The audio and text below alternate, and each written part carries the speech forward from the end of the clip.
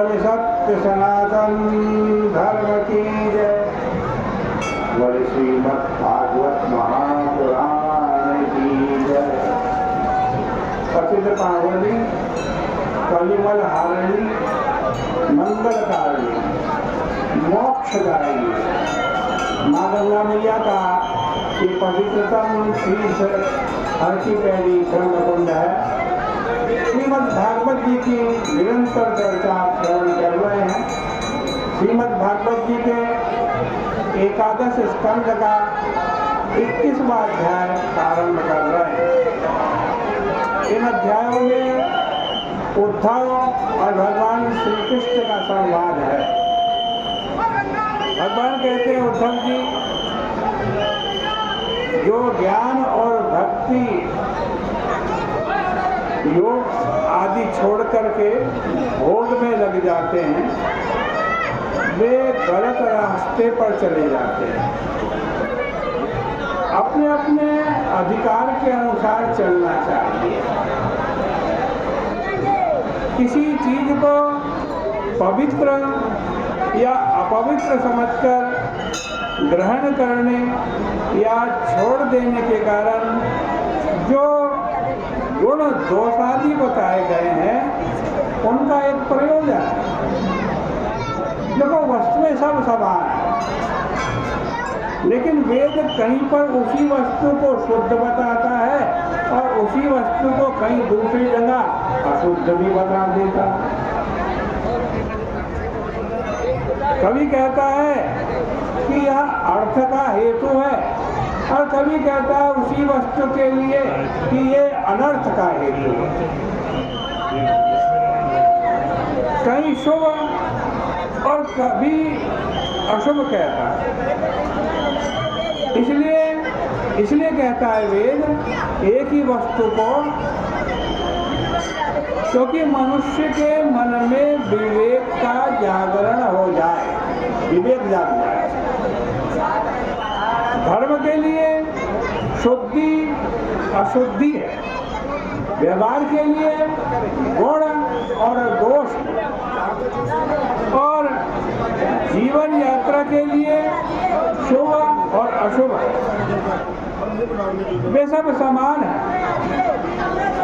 वेद ही उन सब में भेद उत्पन्न करता है, जिससे कि हम विविक्त होकर, तटस्थ होकर उनको देख सकें और अपने तटस्थ आत्मा को परमात्मा से मिला सकें। देखो, यही भगवान कह रहे हैं, वेदेन नाम रूपाणि विषमानि शमिष्वपि धातुशुद्धवत् कल्प्यन्ते तेषां स्वार्थसिद्धये। वेद सम में विषम की कल्पना करता है।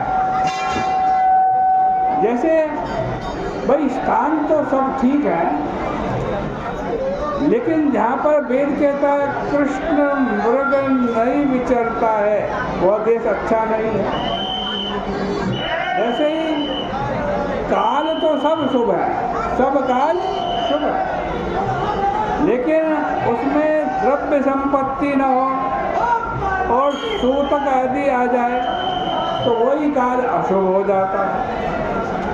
काल की दृष्टि से देखो तो उसमें दिन रात कुछ भी नहीं है, लेकिन उसी में इष्ट अनिष्ट को लेकर शुभ अशुभ की कल्पना की गई है। देखो, कई चीज ऐसी होती हैं कि उसमें कोई द्रव्य मिला दो तो वो शुद्ध हो जाती है, फिर गंगा जल डाल दो तो उसकी शुद्धि का कहना ही क्या। किसी वस्तु के बारे में तो ऐसा है कि यदि ब्राह्मण कह दे ये वस्तु शुद्ध है तो उसको शुद्ध मान ली जाती है। किसी चीज पर पानी छिड़क दिया जाए तो वो वस्तु शुद्ध हो जाती है। किसी ने किसी चीज को सूंघ लिया, आग भगवान के मंदिर में गए, फूल चढ़ाना है भगवान को, आपने सुन ली तो वह शुद्ध हो गया। कई चीजें पहले दिन, दूसरे दिन और तीसरे दिन तक शुद्ध रहती है, पर 8-9 दिन बीत जाए तो वो वस्तुएं अशुद्ध मानी जाती है। आकाश से जो पृथ्वी पर वर्षा का जल गिरता है वो 10 दिन बाद शुद्ध माना जाता है। अन्न जो आज पवित्र है, कल बासी होने पर वही अन्न अशुद्ध हो जाता है।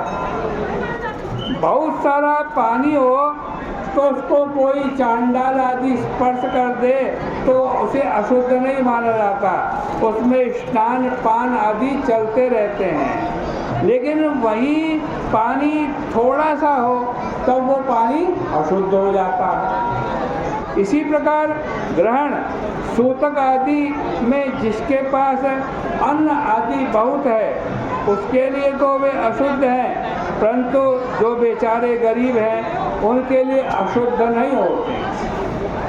किसी के घर में बेटा हुआ, 10 दिन के भीतर पता चला, बाहर गया हुआ था, 10 दिन के बाद पता चला हमारे परिवार में कोई बेटा हुआ।